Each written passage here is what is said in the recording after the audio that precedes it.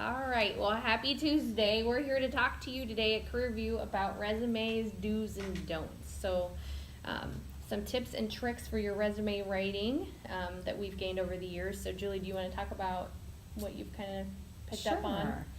So one area is always highlight your most relevant experience. And typically as a corporate recruiter, I go back about 10 years, sometimes 15 years with management or with a manager or leadership role.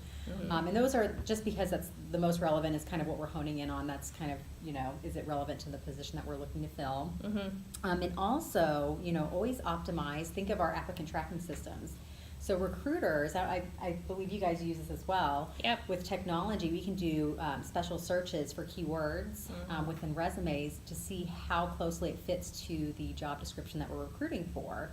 And this just helps because we receive so many applicants per posting. And I know with some of the larger companies, I think Principal even, it's like 800 a day or just something, just a lot. Yeah, huge number. Volume. And sometimes it's why it can take time for a recruiter to get back. To candidates, some of the larger companies. So, keywords, if you have any certifications, anything and everything that you've done, I would, put it in, put Excel, every system you've ever used. Because you never know if that might be important for the position that the recruiter and cater it to the job description, which is really important. So if you see any buzzwords in there, if it's a technical position, if it's like a developer or something like that, look for specific languages that they mention, technologies that they're using. If they list it in the job description and you have that experience, you need to put it on there. I think it's really key to spell it out. A lot of times, not to interrupt you, but a lot of times we get resumes that have paragraphs about what people have done, and instead of that, I would list very specific bullet points, giving examples. Okay, I used this to do this, and how you did it. Did it make something more efficient? What did you do with it? What did you accomplish with it? So really spell it out and be detail oriented in the bullet points. Bullet points make it easy to read, and always have, and we were talking earlier, always have kind of the position on the left-hand side, and then the dates that you were there, and always have the month and the year on the right side. It's just always helpful for recruiters, and then use data and be specific and not so general. So if you're a salesperson, put on specifics. It's different if you say I sold a lot, product versus I sold $500,000, surpassed my goal by 125%. I mean, that's very impressive. So or you hit deadline. Anything you can put a number to or a statistic to is really key in showing, what you can, this is a place where you can brag about yourself and not really feel bad about it. So it's okay to do that. And always keep track of that. I think people always lose sight and forget. So I always say put it on LinkedIn and always keep it on LinkedIn or just somewhere and save that information.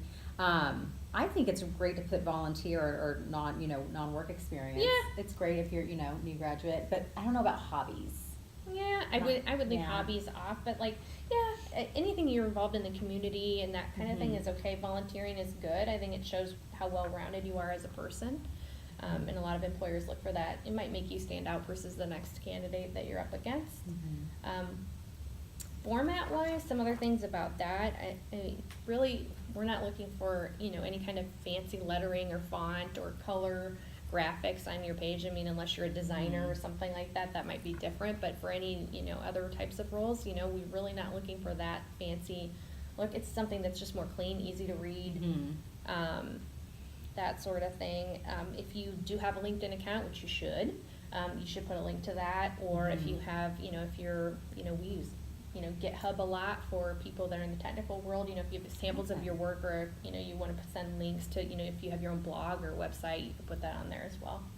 And I've seen even on some resumes. Have you seen the scan code? Is that have links? It's like a scan. It's like literally like a I haven't seen that. You scan the resume and it'll take you to their portfolio, or just. Well, that's cool. It's really neat, and I can't think of the name of it. Have you scanned any?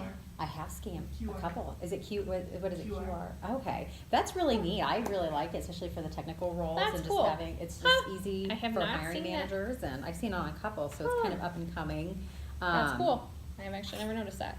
And I would say even too for kind of greener candidates coming out of college that maybe don't have the relevant experience, put your education at the top, just so that someone can see kind of what your major is in, kind of where your focus is, and maybe even have a summary just to kind of let the some of the know. courses you're taking. on Yeah. where you're looking to go. But then on the other hand of that, if you do have relevant work experience to the role that Mhm. you're applying for, then it's more, it makes more sense to put your relevant experience at the top and your education underneath. So it kind of I just agree. depends on your situation. So that's, just kind of depends. Watch your grammar, make sure that anything you Mhm. put on your resume you actually did and you can talk about, because if you Mhm. put it out there, if you get an interview, they're gonna ask you about it. So you wanna make sure that you can really describe what you did if you put it on there. And spell check. Yep. I can't tell you how many times, even have somebody like a second set of eyes, review it, because I've seen, if you have a misspelled, several misspelled words, like manager for manger, I see that a lot Oh, on yeah. LinkedIn. But sometimes even just having those spelling errors can Yeah. cost you getting an interview, because Sure. it makes, to the hiring manager, the recruiter, it's like, do they have an attention to detail? And this role Yeah. needs attention to detail. Or have so. someone else proofread it too. I mean, that doesn't hurt Mhm. to do that, sometimes we look at it so long you don't see those things, so have someone else Exactly. edit it for you. Another thing, we talked about tenses, so I think it's key that you always stay in the same tense for your whole resume. So if you're talking in the past tense, you do it through the whole thing, and that's probably the preferred one that we see. Mhm. Even with your recent role, even though you're currently doing these things, it's probably key to put in past tense so it all matches on your resume. There's another big myth about resumes. Oh, yes, the one page. The one thing we're told in college, keep your resume to one page. Really? I mean, I don't. yeah. They stress it so much in Yeah. college, and it's really, more information is almost better, I think. I think so too. We're not gonna, throw somebody's resume out if it's 2-3 pages. If it's like 10 pages, we don't want that.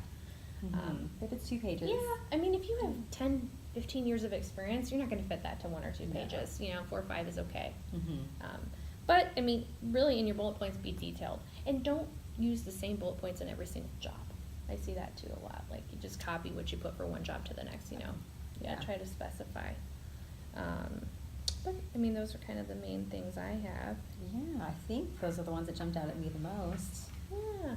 So definitely feel free to respond to us with any questions you have about resume writing. We'd love to see yours. And you can reach out to us at arion.com/careerview. Thanks.